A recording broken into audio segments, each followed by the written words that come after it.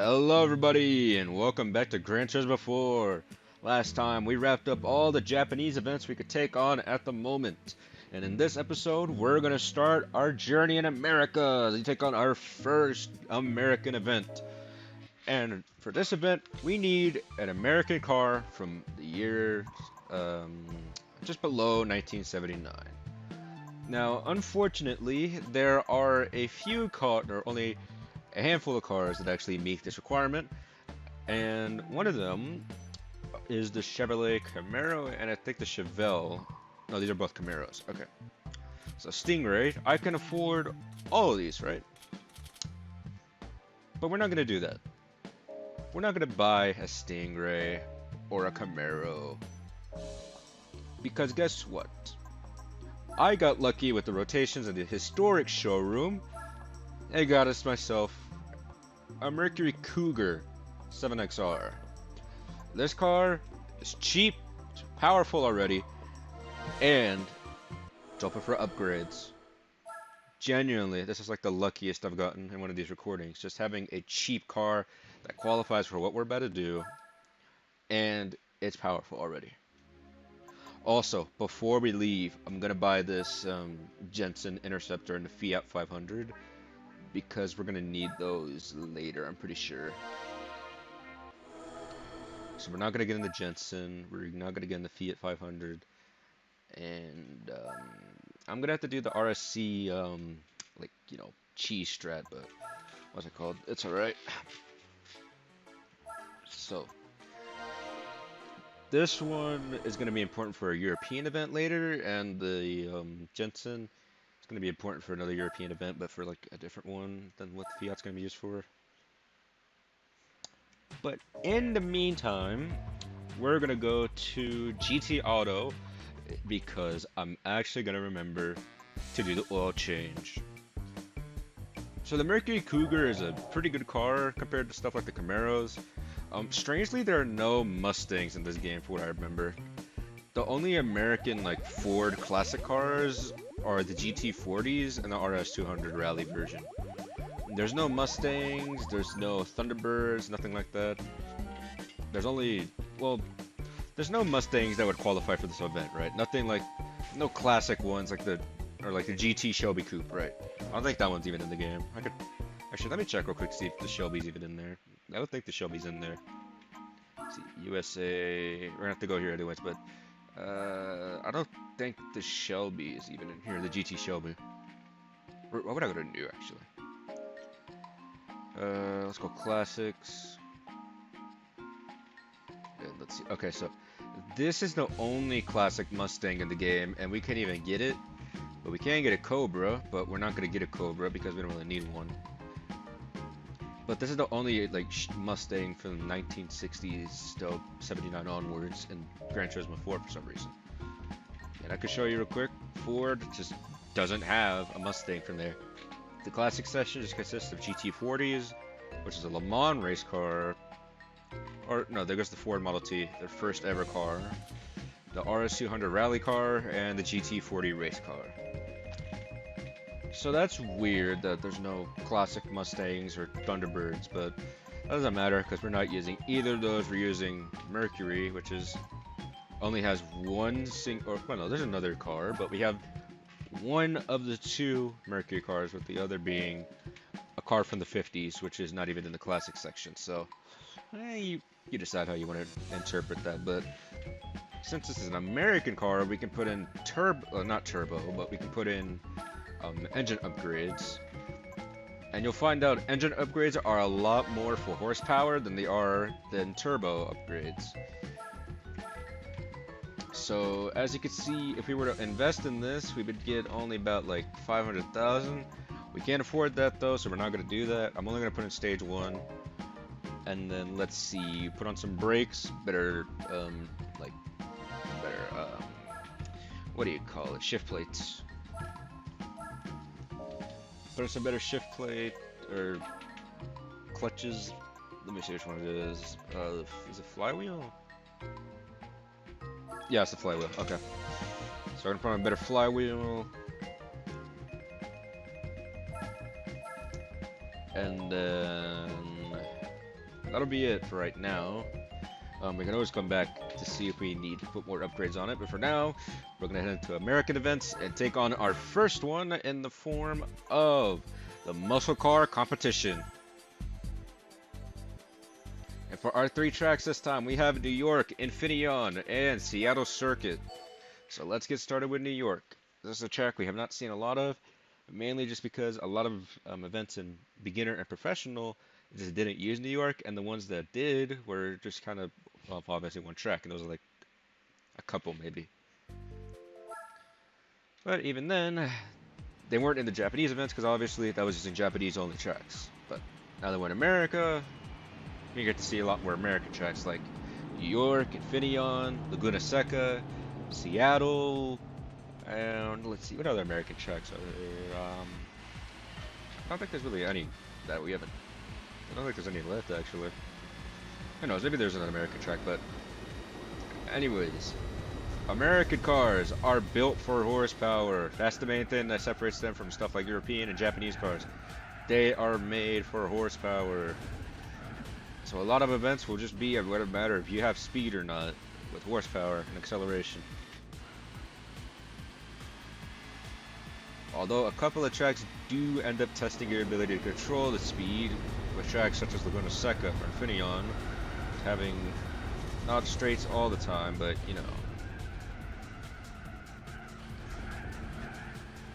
So anyways, as you can see, this car is already doing good with just like a few thousand of upgrades, right? We didn't put that much money into it. That's because this thing's already powerful from the start. The only real competition it could have is maybe a Corvette Stingray, because that's a proper like old supercar. And this thing's just like a muscle car from the 70s, or I think this thing's the 60s actually.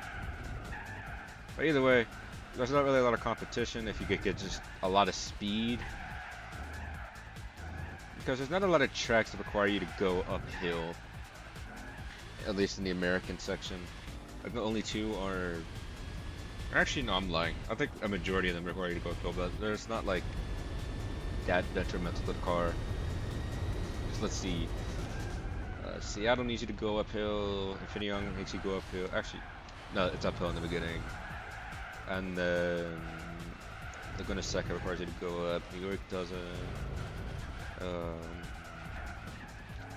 Okay, never mind. Either way, this is a, it's probably gonna be pretty easy. And this is gonna be shorter, because a lot of American events, for some reason, consist of only 3 races. I think the only one that doesn't is the All-American Championship, which we can't even really do, because that requires IB.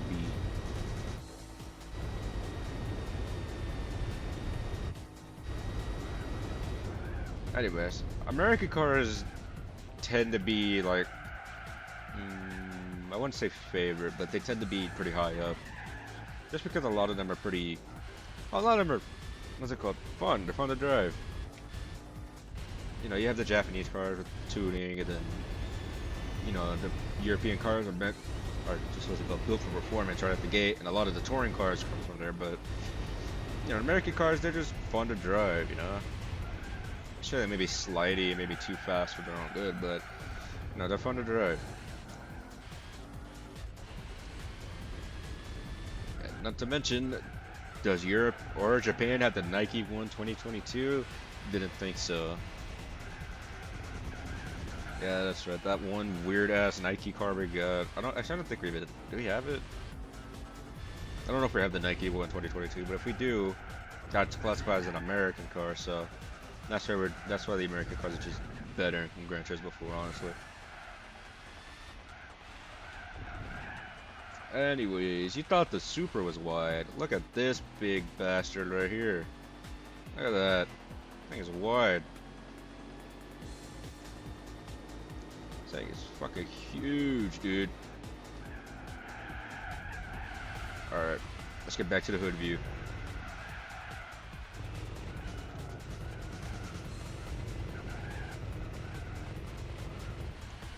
So, in terms of track selection, I think New York was going to be a pretty good one just to start off. Get used to how American cars feel, because it's a straightaway, right? It's pretty much just 2 big straights, a few tight turns, right? Really good track to start out with. That's our first American event down. So let's go ahead and see what our second one's gonna be. Or not. I didn't mean to say event. I meant to say race. You know what? We're all human at the end of the day. I make mistakes too, you know. Ooh, sorry. I had me a good dinner. I had me a chicken parm. It was really good. So let's see. Our next track was Infineon. 2 laps of Infineon. It's not that bad, except for the uphill portions, but that's mainly just in the beginning. Once you start going downhill, I'm pretty sure my car is gonna catch up like easily, dude. So let's see. I don't think there's gonna be a lot of competition. Maybe. Oh, went up 1 single point. You know what that means.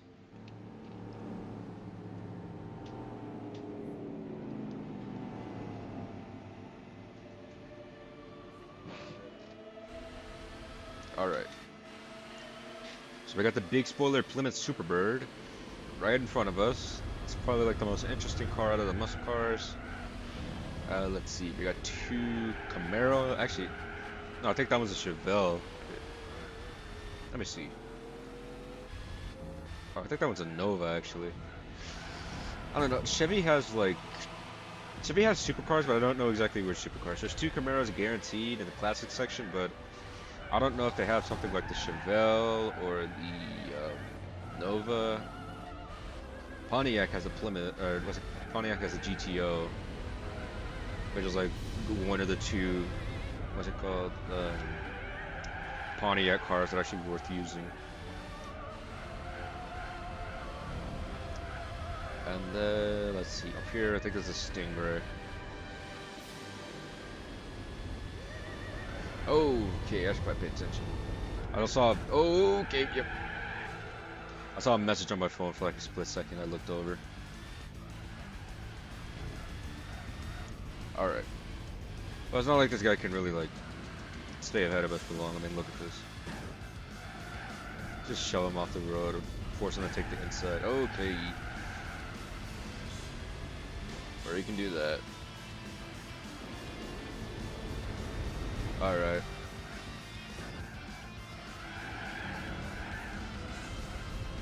Take the inside, force him off the road, try and shove him around a bit. I think it's actually impossible to go into the pits in these races here. I don't know if it's possible to go in the pits in these races, but I'm not going to bother to test it out. Just because, well, why would you want to go to the pits in a race this short? In longer races, however, we're going to see what the pits look like. Just because, well, obviously, longer races shred your tires, so that means pits. But also in the like endurance events, we're gonna do B-Spec because I don't have the time to keep playing this game for like 24 hours straight. No, I don't want to play the game for 24 hours. That's what I'm trying to say. Let's see. We're in pretty close competition with the Stingray over here, which is good. I love a good competition for firsts. So let's see. We need to just do Seattle, I think, after this. And I don't think we've actually seen Seattle. Unless it was in a license test or a professional event. I don't think we've seen Seattle circuit yet. Or, I don't know if that's even what it's called. I think it's just called Seattle, but either way. Okay, I'm falling for the same thing again. Okay, slightly less bad?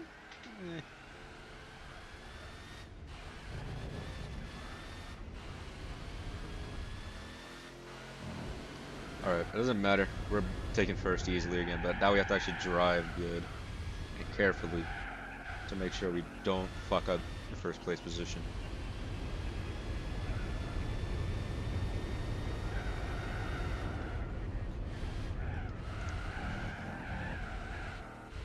So let's see.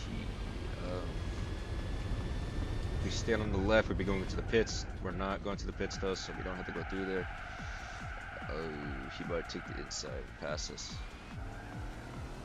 Oh, nope. We're too fast. Too fast. Too fast. Too fast. Too fast. Alright. We win.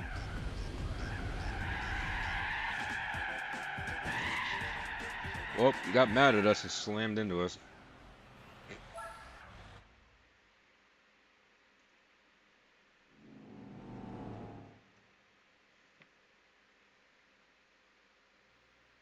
Alright.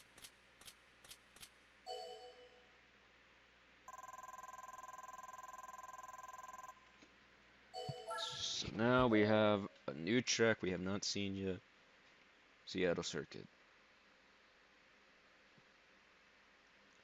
So let's see. How many laps? I think it may be like two, because Seattle's kind of a long track. Yeah, 2 laps of Seattle. Okay.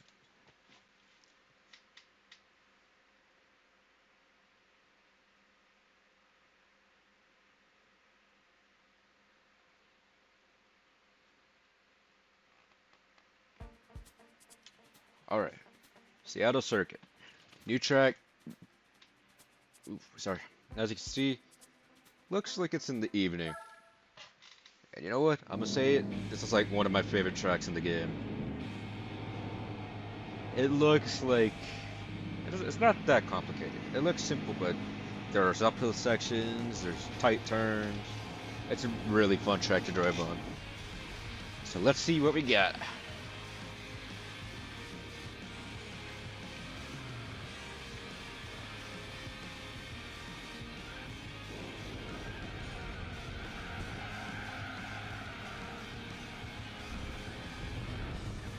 So as you can see, this takes place just like in Seattle, but we're about to go on the best part right here, which is the city center right here.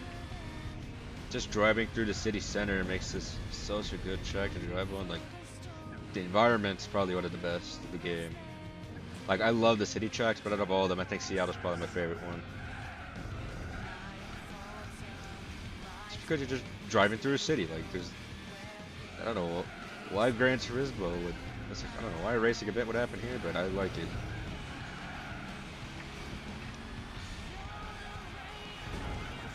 Ooh, good.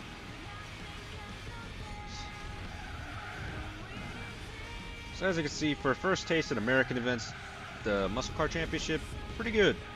You know, it's not that bad, but it still provides a good challenge just because, well, you need to be fast in these just because American cars are, they're fast.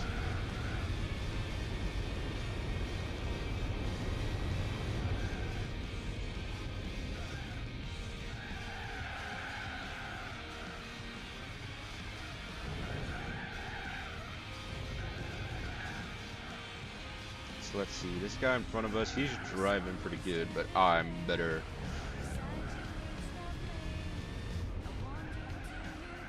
So this turn up here kind of fucks you over a lot because, I mean, if you look at the minimap, the turn about to come up to is really sharp and you need to go pretty slow and I jumped to hit the wall accidentally. But now we're in this guy's slipstream. We're catching up easy now.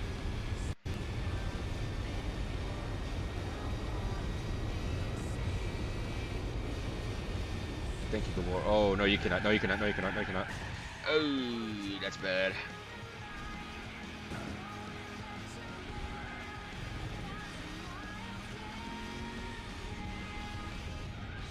Alright, may want to restart this event. Just because of that little whoopsie right there. Maybe not. Maybe I could catch up to him.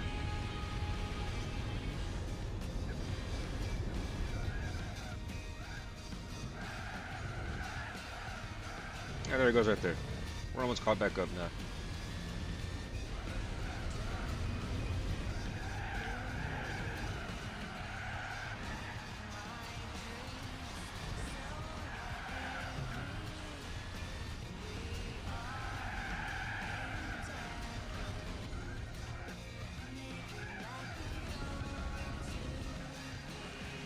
Alright, we're gonna have to focus up this last little section over here.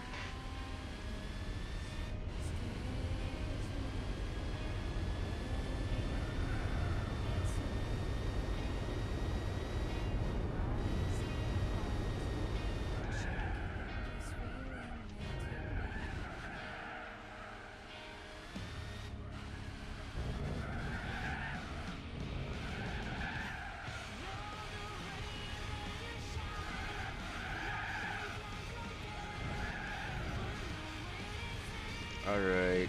We're gonna win this, right? Yeah, we're obviously gonna win this.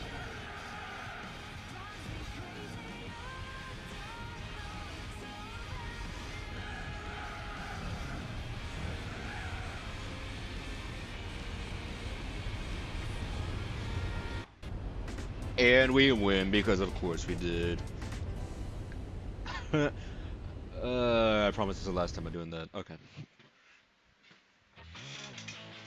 So let's see. For completing the muscle car competition, we get ourselves $9,000 and a muscle car of some sort. Who knows which one it's gonna be though?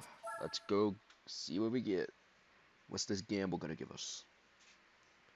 So for completing the muscle car competition, we managed to get ourselves we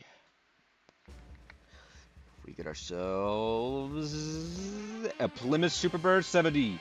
The one I said was the most interesting, at a pure black color. The color, I love this car. And I love the color on it. It looks fucking pristine, dude. Alright. Scored ourselves a good car. Probably like the only Plymouth in the game, I'm pretty sure. Yeah. We got ourselves something good here. So let's see. Let's go to home. And let's go to check out this Plymouth. Alright. So we gotta scroll all the way down to P, but not at the first set because Plymouth is a car brand that has like 2 cars in the game. So it's pretty obscure, but this thing is a fucking beast right off the bat. 425 horsepower right off the bat. Front. I'm pretty sure that means front engine, rear wheel drive. Right off the bat, this car's a fucking beast. It would have been good to have in what's it called? The what do you call it? In the muscle car competition, but you know what? We don't need that. But with that said, thank you guys for watching. Comment, like, and subscribe. And next time on Gran Turismo 4, we will be taking on the Hot Rod competition, another American event. So see you guys next time.